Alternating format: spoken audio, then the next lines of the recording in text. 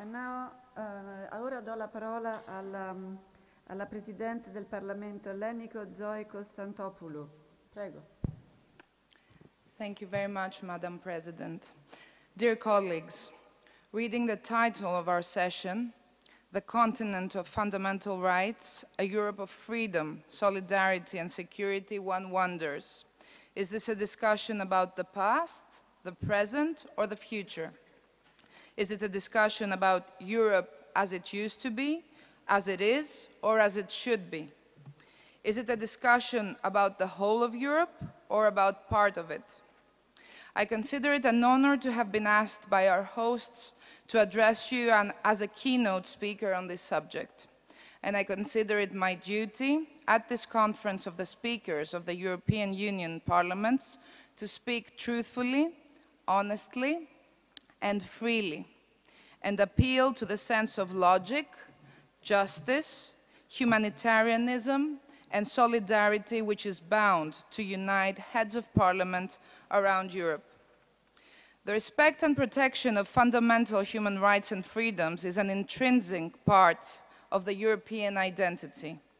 It's part of the European soul, stemming from the Enlightenment era to the French Revolution, to the Greek Revolution, to the post-World War II period.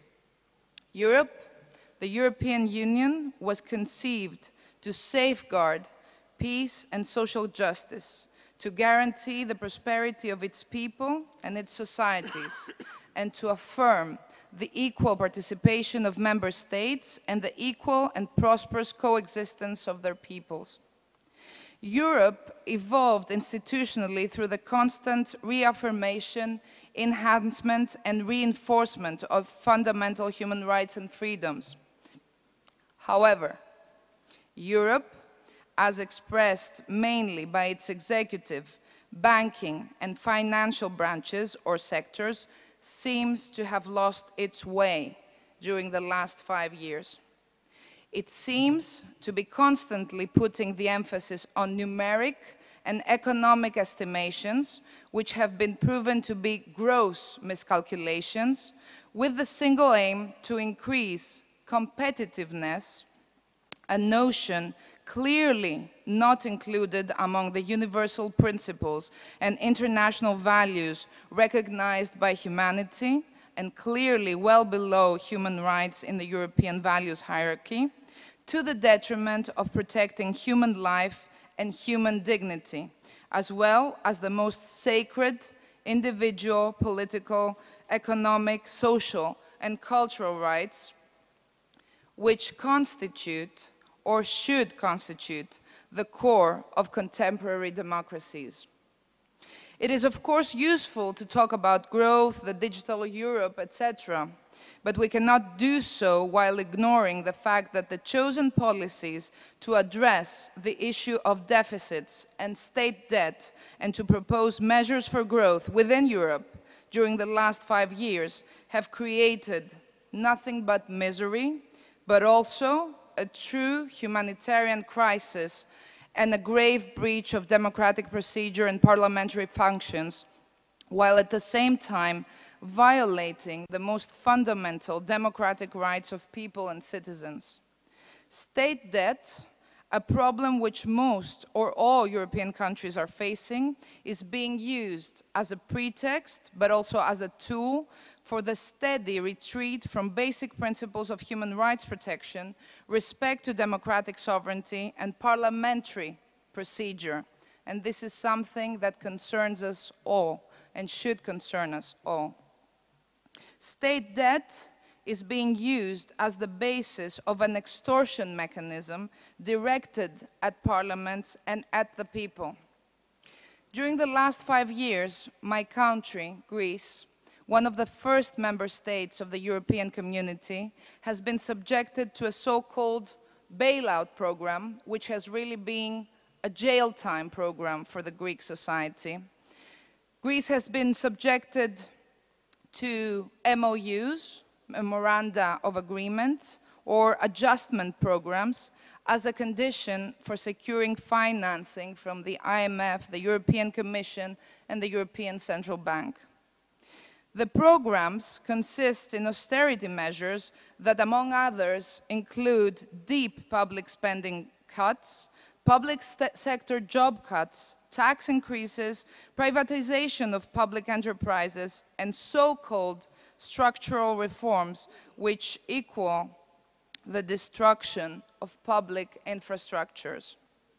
These measures have pushed the economy into recession and have grossly undermined the enjoyment of fundamental human rights. This is not only my conclusion, this is the conclusion of the independent expert on the effects of foreign debt and other related international financial obligations of state on the full enjoyment of all human rights, which was filed in 2003, in 2014, after a visit to Greece. The measures have resulted in monstrous rates of unemployment, homelessness, poverty, social exclusions, and severely reduced access to public services such as education, healthcare, justice. After 5 years of austerity measures, the situation goes as follows, and it's good to know. Unemployment rose from 9.7% in 2009 to 27% in 2015, with youth unemployment reaching the unprecedented rate of 60%, and unemployment in young women reaching 72%. Almost 1.5 million people are unemployed in an active population of 3.5 million. A suicide epidemic led to a loss of thousands of human lives out of despair.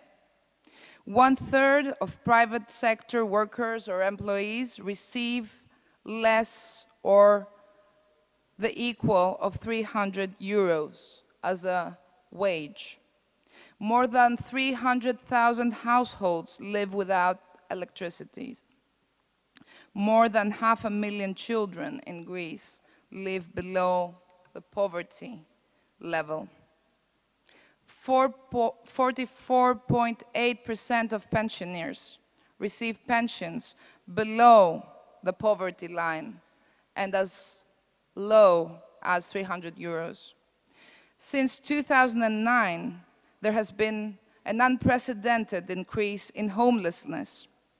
And structural reforms, we should see what that has meant, have meant cuts to healthcare spending well below the European average, job cuts in the public health sector, closure or merger of hospitals and healthcare facilities, which have undermined the access to basic healthcare, particularly for the poor and the most vulnerable. Time and again, we have experienced periods during which cancer patients did not have access to medicine to combat their illness. Structural reforms have also targeted schools. We have had closure of schools, increased school dropout rates, and deprivation of important educational material, as well as children fainting during class out of starvation.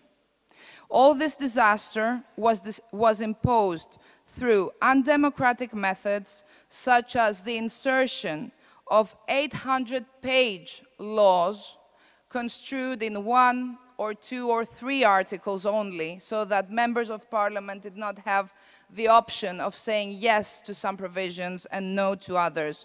We have had 3 such laws, including measures which basically targeted fundamental human rights, and at the same time, in those laws and in others, one finds an extraordinary number of provisions through which fines for tax evasion are abolished, or through which responsibility for large-scale corruption and economic crime is being immunized. It is provided for in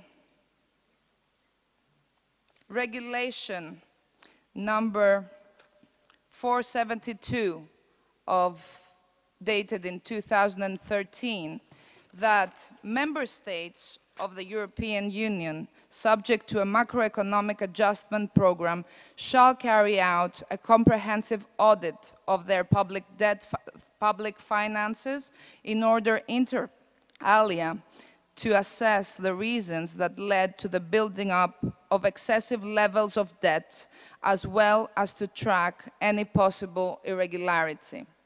My contention to you, as heads of parliament, is that this provision does not only represent an international obligation of member states, it also represents a fundamental right of the European people.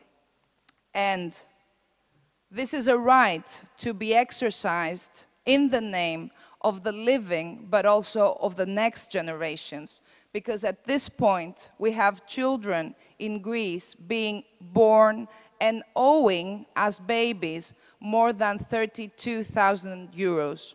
There is a fundamental right to truth about the public debt.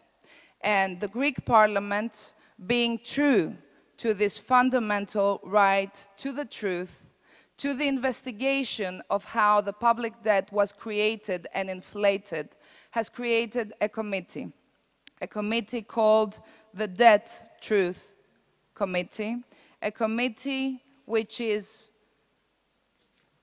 destined to investigate the truth about the creation and the blowing up of the public debt, the auditing of the debt, and the promotion of international cooperation of the Hellenic Parliament with the European Parliament and the parliaments of other countries and international organizations in matters of debt, in order to raise awareness and motivate the society, the international community, and the international public opinion.